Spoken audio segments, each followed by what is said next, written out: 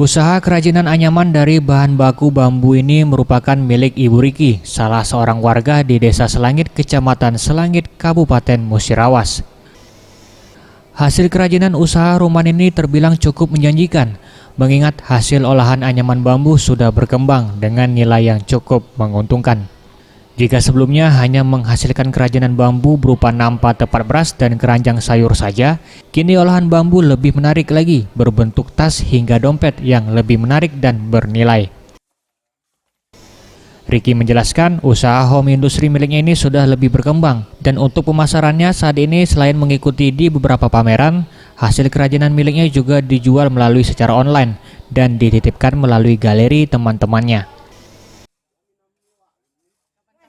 Kalau yang segini, yang kayak gini, sekitar harganya 300. Kalau dibuat tambah-tambah kan murah, jadi bisa ngangkat nilai tinggi harganya kan. Udah sering sih pameran di Senayan, di CCC itu. Kalau di sana sih memang penggemarnya banyak ya, orang-orang luar malahan udah banyak yang beli. Saat ini untuk harga jual hasil kerajinan olahan bambu miliknya bervariasi, mulai dari harga termurah Rp100.000 sampai Rp300.000 per buahnya. Tim Liputan Sriwijaya TV.